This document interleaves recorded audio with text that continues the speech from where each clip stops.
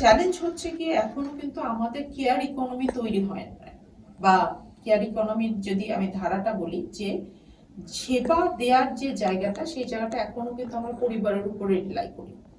এবং একটা মা কিন্তু তখন খুব অস্থির বোধ করে যে আচ্ছা আমি আমার বাচ্চাটাকে রেখে আসছি, আমার বাচ্চাটা অসুস্থ, আমি আমার বাচ্চাটাকে আসলে কিভাবে যত্ন করছি, কারণ কি মায়ের উপরেই কিন্তু দায়িত্ব বর্তায়।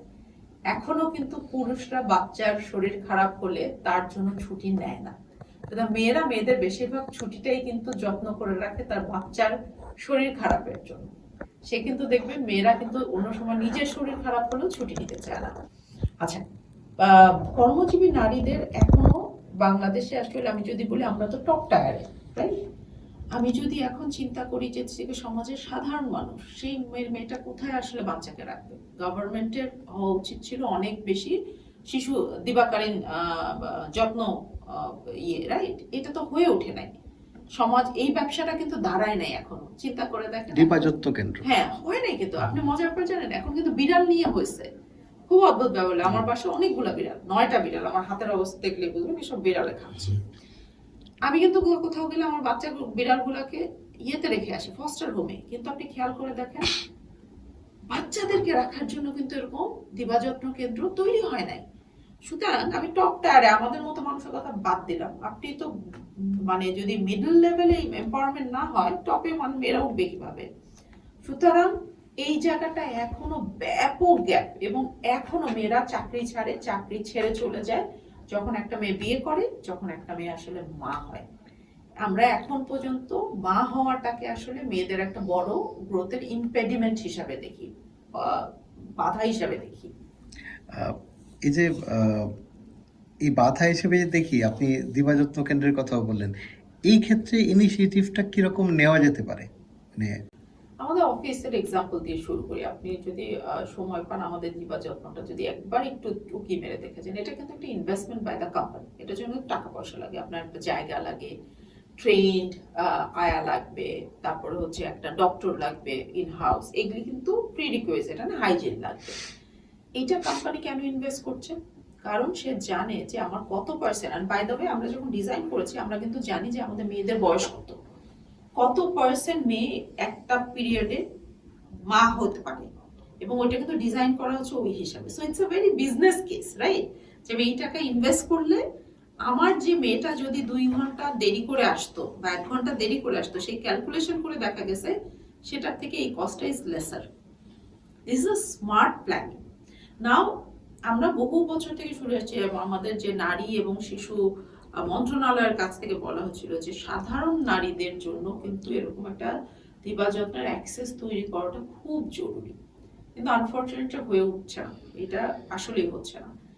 একটা জিনিস আসলে এটা ব্যবসায়ী কিন্তু এই সলিউশনটা আনতে পারে। আসলে এখন আমাদেরকে এটাকে একটা ব্যবসায়িক অপরচুনিটি হিসেবে দেখতে হবে, যে আমি যদি একটা এলাকা ভিত্তিক, হ্যাঁ, 2টা এরকম একটা ভালো দেখেন প্রাইভেট স্কুল কেন তৈরি হয়েছে বলেন তো? English medium, it's a good business. আপনারও কিন্তু হচ্ছে চাইল্ড কেয়ার কিন্তু needs to come as a business. আমাদের শুধুমাত্র যদি একটা ভালো পলিসি করে দেয়া হয় যে একটা দিবাযত্ন কেন্দ্র কি কি প্যারামিটার থাকতে হবে, কি কি জিনিস ম্যানেজ করতে হবে, এবং তাদেরকে যদি আমার ধারণা যদি আপনি কোনো মহিলাকে বলেন যে আপনি ইন্টারেস্ট শূন্য লোন পাবেন হচ্ছে একটা শিশু যত্ন কেন্দ্র খুললে, আপনি খেয়াল করে দেখেন তার কিন্তু চার্জ কিন্তু তখন কমে যাবে, এবং সে যদি ওই এরকম একটা মেইনটেনেন্স করে বাচ্চাগুলোকে সুস্থ রাখতে পারে, it's a very good business. কিন্তু বাই দ্য ওয়ে মানে এইটাকে আগায় আনতে হবে, এটাকে এনকারেজ করতে হবে, কিন্তু কিছু ফাইন্যান্সিয়াল পলিসি করে, যেমন ধরেন এই ব্যবসাটাকে যদি কেউ বলে যে আচ্ছা আপনার ট্যাক্স ফ্রি, হ্যাঁ, আপনি ইন্টারেস্ট ফ্রি লোন পাবেন, এরকম কিছু যদি করেন দেখবেন এই ব্যবসাটাও কিন্তু দাঁড়িয়ে যাবে। It needs to be address by the business. শুধু আইন দিয়ে শুধু সরকারের উপরে করে কিন্তু এটা আসলে আগানো যাবে না। আনফরচুনেটলি কোভিড পরবর্তীতে আপনি চিন্তা করেন যে চাইল্ড ম্যারেজ কি পরিমাণ বেড়েছে, এটা খুবই দুঃখজনক। আচ্ছা, চাইল্ড ম্যারেজ বাড়ার পিছনে একটা বড় কারণ কি বলেন তো? মেয়েদেরকে যখন আসলে বোঝা হিসেবে দেখা হয় যে মেয়েটা যত তাড়াতাড়ি আমি বিয়ে দিতে পারি, আমার দায়িত্ব, তার ভরণ পোষণের দায়িত্ব আমি আরেকজনের ঘাড়ে দিয়ে দিলাম। সুতরাং মেয়েদেরকে সেটা এই এই তথ্যটা আমাদেরকে একটা জিনিস বোঝায় যে মেয়েদেরকে আমরা এখনো মূল বোঝা ভাবি, আমরা তাকে ইকোনমিক বার্ডেন ভাবি একটা পরিবারের জন্য। এটা আসলে এটা একটা পারিবারিক একটা সমস্যা আমাদের আবার শুরু হয়েছে। 2 নাম্বার হচ্ছে যে ইকোনমিতে কিন্তু আমরা চাই মেয়েরা কন্ট্রিবিউট করুক। আপনি দেখেন একটা পরিবারে এখনো কিন্তু একটা মেয়েকে গার্মেন্টসে পাঠায়, যে গার্মেন্টসে যেহেতু মেয়েদেরকে নেয় পাঠায়, এবং 43% ওমেন কিন্তু আমাদের ইকোনমিতে কন্ট্রিবিউট করে, তাই না, মাচ হায়ার দেন আদার্স। কিন্তু কোথায় যে আমরা পিছিয়ে আছি বলেন তো? ক্ষমতায়নের জায়গায়, লিডারশিপের জায়গায় আমরা এখন পর্যন্ত বটমে আছি। আমাদেরকে উপরে ওঠার জায়গায় যত উপরে ওঠে তত মেয়েরা কমছে। কারণ কি? আমাদের সেরকম কন্ডিউসিভ, সহযোগিতাপূর্ণ বা ইকুয়াল রাইটস এর জায়গাটা নাই আমাদেরকে। আমরা চাই নারীরা ইনকাম করুক, কিন্তু নারীরা আবার যেন অধিকার না চায়। ইনকাম আপনি করবেন কিন্তু অধিকার চাবেন না, আপনি লিডারশিপ চাবেন না। সুতরাং এইটা বলে যে আমাদের যে চিন্তা ভাবনায় একটা এই যে একটা ছাপ আছে যে না, নারীর হাতে ক্ষমতায়ন দিলে মনে হয় দেশ ভালো চলবে না, সংস্থা ভালো চলবে না, নারীরা আসলে পারে, এইটা আমরা এখনো সমাজ হিসাবে আমরা কিন্তু এখনো মেনে নিতে পারি না। এইটা একটা সামাজিক চিন্তার জায়গায় আমি একটা বাধা বলবো। আচ্ছা, কর্পোরেট যেটা করতে পারে, কর্পোরেট যে কাজটা ভালো করে, এবং আমি এটা ইউনিলিভারেও দেখেছি যে অনেক ক্ষেত্রেই মানে সমতা এন্ড সাম্যতার মধ্যে তো আসলে পার্থক্য আছে। ইকুইটি যেটা বলে, ইকুইটির জন্য কিন্তু আপনাকে নারীকে এক ধাপ আগায় দিতে হবে, এবং এটা কিন্তু আনজাস্টিস না। হ্যাঁ, যেমন একটা মেয়ে যদি 80% রেডি থাকে, আপনি তাকে নেক্সট রোলে নেন, তাকে 100% রেডি হওয়ার জন্য ওয়েট করেন না। কারণ হচ্ছে নারীরা কিছুটা ভালনারেবল থাকে। আপনি 80% যখন রেডি তাকে নেন, তাকে গ্রুম করেন, তার জন্য এক্সট্রা প্রোগ্রাম রাখেন, রাইট? সে হয়তো 10টা ছেলে মানে ওয়ার্কার এখন চালাতে পারছে না, কিন্তু পারবে না এমন তো কোনো কথা না। সেই বিলিফটা যে অর্গানাইজেশন রাখে সেই অর্গানাইজেশন কিন্তু ভালো করে, এবং সেখানে আপনাকে ইনভেস্টমেন্টটাকে ইনভেস্টমেন্ট হিসাবে দেখতে হবে। এটাকে আপনি সিএসআর হিসাবে দেখলে হবে না, রাইট? যে আমি ইনভেস্ট করছি, আমি জানি এই মেয়েটা, কারণ নারীরা কিন্তু খুব বেশি লয়াল হয়, ডেডিকেটেড হয়, এবং নারীদেরকে আপনি যখন ট্রেনিং দিবেন একটা অর্গানাইজেশনে, যদি নারী ভালো থাকে দেখবেন সেই নারী কিন্তু সেই অর্গানাইজেশন ছাড়তে চায় না। ইউজুয়ালি কিন্তু দেখবেন মেয়েরা কিন্তু চাকরি কম সুইচ করে, কারণ সুইচ করলে সেটা তো একটা কষ্টও আছে। সেই পয়েন্ট অফ ভিউ থেকে বলছি, একটা অর্গানাইজেশন যখন এই ইনভেস্টমেন্টগুলো করে, তারা যখন এই বেনিফিটগুলো পায়, সেগুলিকে আরো বেশি প্রচার করা উচিত। নারীর সাফল্যগুলো যখন আসলে মানুষ বেশি শুনবে, তখন আসলে আরো 10টা নারী আসলে এনকারেজ হবে, এবং তখন আসলে বৈষম্য তো আর একা একা ভেঙে যাবে না। এই যে আমরাও তো একটা দেশে ফাইট করে বৈষম্যকে ভেঙেছি, নারীদেরকেও ফাইট করতে হবে। কিন্তু এই ফাইট করার জন্য কিছু বলে না, যোগান লাগে, ফুয়েল লাগে, পাথেও লাগে। মেয়েরা শুধু এনকারেজমেন্টটা চায়, একটু গল্প চায়, একটু মেন্টরশিপ চায়। এটা পেলে কিন্তু নারীরা নিজেরাই নিজেদের বৈষম্যকে অনেকখানি ঠেলে এগোতে পারবে। বাট হ্যাঁ, সমাজের, রাষ্ট্রের, পরিবারের রোল এখানে কোনোভাবেই ইগনোর করা যাবে না। ফার্স্ট হচ্ছে সমস্যাটাকে অ্যাকনলেজ করতে হবে। আমরা কি এটাকে সমস্যা হিসেবে দেখি কিনা, কারণ অনেকের কাছেই আমি আমার বাংলাদেশের পরিপ্রেক্ষিতে বলি, নারীর ক্ষমতায়নটাকে আসলে আমরা অনেক ক্ষেত্রেই আসলে একটা সিএসআর হিসেবে চিন্তা করি, যে আমি নারীরও ক্ষমতায়ন করি। না, নারীর ক্ষমতায়ন আপনার করতে হবে একটা জাস্ট সোসাইটির জন্য। বলে না যে একটা শক্তিশালী মানে সমাজ এবং দেশ গঠনের জন্য কিন্তু নারীকে আপনার ইকুয়ালি এম্পাওয়ার করতেই হবে। এর জন্য আপনাকে প্রথমে অ্যাকনলেজ করতে হবে আপনার প্রবলেমটা কোথায়। বেশিরভাগ সংগঠনই এটা যে প্রবলেম, এটা আসলে তারা অ্যাকনলেজই করে না। আপনি যদি কাউকে জিজ্ঞেস করেন, দেখবেন অনেকে ডিফেন্সিভ হয়ে যায়, হ্যাঁ আমার এখানে নারী নেই, নারী তো পাওয়া যায় না, তাই না? আগে প্রবলেমটাকে বলে যে আমার এই কারণে আমি নারীকে পাচ্ছি না। ফার্স্ট আপনি যখন প্রবলেমটা আইডেন্টিফাই করবেন, তাহলে আসলে আপনার কিন্তু সমাধান অনেকখানি সোজা হয়ে যাবে।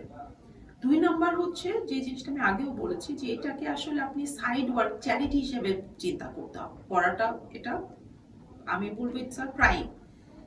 একটা মানে স্ট্রং নেশন তৈরি করতে হলে, একটা স্ট্রং সোসাইটি তৈরি করতে হলে, women's empowerment, women's right is the way to go. It's a part of human rights. Women's এর রাইট কিন্তু আলাদা কোনো রাইট না, it's a human rights, right? আমি 50% of the population human rights উপেক্ষা করে তো আমি একটা স্ট্রং সমাজ হতে পারবো না। সুতরাং সেই জায়গাটাই যে আপনি যখন অ্যাকনলেজ করবেন, আপনি যখন আসলে বলবেন যে হ্যাঁ আমাকে ফান্ডামেন্টাল এই কারণে করতে হবে, নট বিকজ অফ চ্যারিটি, তখনই সিচুয়েশন চেঞ্জ হয়ে যাবে। বাট আমি এখনো বিশ্বাস করি আমাদের আইন যা আছে সেগুলিও প্রতুল না, বাট যা আছে সেগুলিও ইমপ্লিমেন্ট হয় না। সুতরাং আমাদেরকে যত্নবান হতে হবে, আমাদেরকে বলতে হবে এই প্রবলেমটা এখন প্রবলেম, আমরা মাঝখানে ভালো করেছিলাম, আমরা আবারও কিন্তু এই জায়গাটা ভালো করছি না। হ্যাঁ, আমাদের কিছুটা হলেও বেশ খানিকটা আমরা পিছিয়ে গেছি, এই সমস্যাটাকে অ্যাকনলেজ করি, আমরা করে আবার ডিজাইন করি। আমাদের একটা ন্যাশনাল স্ট্র্যাটেজি থাকা উচিত যে আমি আসলে 2040-এ যখন ডেভেলপ বাংলাদেশ দেখতে চাই, রাইট, সেই সময় আমি জেন্ডারে কি দেখতে চাই সেটারও একটা রোড ম্যাপ করে সেই রোড ম্যাপটা আসলে এখন একদম উপর থেকে নিচ পর্যায়ে নিয়ে আসতে হবে। আমাদের ইউনিলিভারের ক্ষেত্রে যে পশ কমিটি আছে, রাইট, পশ কমিটিতে আমাদের কি হয়, আমাদের আসলে আমাদের দুজন এক্সটার্নাল রিপ্রেজেন্টেটিভ আছে। This is led by the senior most women and this is most of the বেশি সংখ্যক কমিটি মেম্বার women। আমাদের কিন্তু পিরিয়ডিক ট্রেনিং হয় এবং আরেকটা জিনিস খুব হয় সেটা হচ্ছে এটা অ্যাওয়ারনেস, যে কিভাবে কমপ্লেইন করবে। হ্যাঁ, তারপর হচ্ছে অনেকগুলো সেশন হয় রেগুলার, বছর জুড়ে হয় সব লেভেলে, যে হ্যারাসমেন্টের ডেফিনেশন কি। আচ্ছা, অনেকের কাছে হ্যারাসমেন্ট মানে হচ্ছে যে আপনি যদি একেবারে আপনাকে ফিজিক্যালি কি কেউ অ্যাসল্ট করে সেটা হ্যারাসমেন্ট না, আপনার ওয়ার্ডিং, আপনি একটা মানুষকে বলছেন আপনার জামাটা এরকম, সেটাও কিন্তু একটা হ্যারাসমেন্ট হতে পারে। বা ওই যে অনেকে বলে, আমি একটু প্র্যাকটিক্যাল এক্সাম্পল দিই, যে বলে যে ভাই আপনি তো শখে ইনকাম করেন, এটাও কিন্তু হ্যারাসমেন্ট হতে পারে। আমি শখে ইনকাম করি আপনি জানেন, রাইট।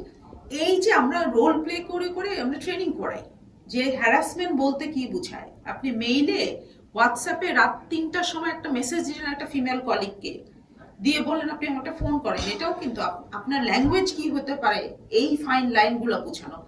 এইটা আপনি যত অ্যাওয়ারনেস করবেন তত কিন্তু আপনার কমপ্লেইন বাড়বে। কমপ্লেইন বাড়া কিন্তু খারাপ না, এবং কমপ্লেইন যখন আসবে তখন কিন্তু এটা ডিউ একদম প্রসেস ধরে ধরে এটার কিন্তু ইনভেস্টিগেট করতে হয়।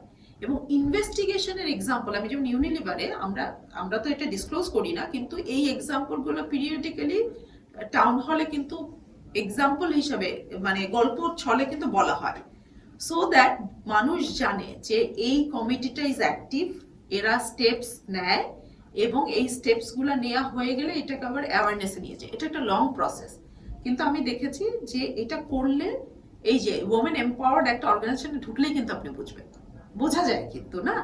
কিন্তু এটা শুধুমাত্র আমার একটা জিনিস মনে হয় যে যেই অর্গানাইজেশনগুলো ভালো করে তারা অন্য অর্গানাইজেশনগুলো কিন্তু ট্রেনিং দিতে পারে।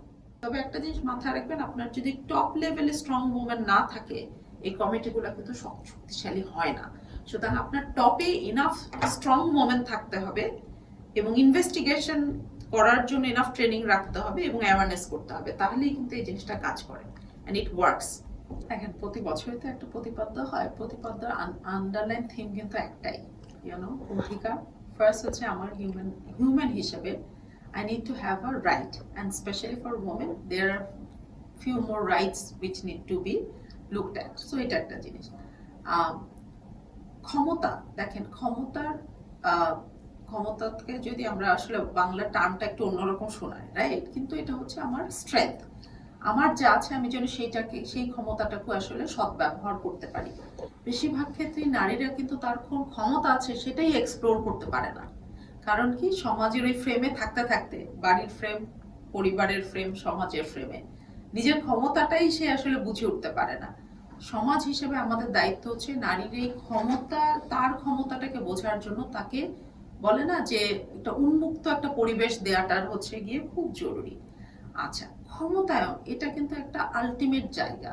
একটা মানুষ যখন জানে যে তার ক্ষমতায়ন আছে, সে কিন্তু তখন অনেক বেশি রেসপন্সিবল হিসেবে কাজ করতে পারবে এবং নিজের জন্য না, পুরো সমাজের জন্যই কাজ করতে পারবে। এবং আলটিমেটলি এই তিনটা, একটা ছাড়া আর একটা কিন্তু হয় না। প্রথমে তো অধিকার ইজ বেসিক ফান্ডামেন্টাল, রাইট, তারপর হচ্ছে একটা মানুষকে, একটা নারীকে বুঝতে হবে তার ক্ষমতা কতখানি, এবং দেন তার ক্ষমতায়ন আলটিমেটলি আমাকে পুরো ইনফ্রাস্ট্রাকচার কেমন করছে। আলটিমেটলি নারী এবং আমাদের কন্যা সন্তানদেরকে যদি আমরা আসলে উন্নয়ন না করতে পারি, আমরা যে ভবিষ্যতের কথা ভাবি, যে বাংলাদেশের স্বপ্ন দেখি, সেটা আসলে স্বপ্নই থেকে যাবে। সুতরাং আমার মনে হয় মানুষ হিসাবে আমরা যদি দেশকে ভালোবাসি তাহলে নারীর ক্ষমতায়নটা আমরা আসলে ওই ভালোবাসা থেকেই এনশোর করব, কারণ তারা 51% অফ দিস কান্ট্রি। আর এই সমতার জায়গাটা, দেখেন, সমতা তো আসলে আলটিমেটলি আপনি তো অসম একটা সমাজে কোনোদিনও একটা কিন্তু ভালো হয় না। বলে না শোষিত এবং শাসক, আমরা সবসময় দেখে আসছি যে এরকম একটা ইমব্যালেন্স যখন আসলে একটা জায়গা থাকে, সমতা না থাকে, তখন কিন্তু বলে না যে আপনার দুইটা চাকা যদি একইভাবে না ঘোরে আপনার কি পেস আসবে? আসবে না তো। আপনি ভাবতেছেন যে আপনার সমাজ দৌড়াবে এভাবে, আপনি একটা জায়গায় আপনার একটা চাকা দুর্বল, সেই জায়গাটাকে চাকাটাকে শক্তিশালী করার জন্য যে যে এইড দরকার আপনাকে দিতে হবে। এইটা কোনো চ্যারিটি না, বাই ভার্চু ওমেন নিডস ইট, এবং মাথায় রাখতে হবে ওমেন কিন্তু কোনো চ্যারিটি চাচ্ছে না, সেটা তার অধিকার, এবং সেই সমতার জায়গাটাতে আপনার রাষ্ট্র হিসেবে, সমাজ হিসেবে আপনাকে আমাকে নিশ্চিত করতেই হবে। অসংখ্য ধন্যবাদ আপনাকে।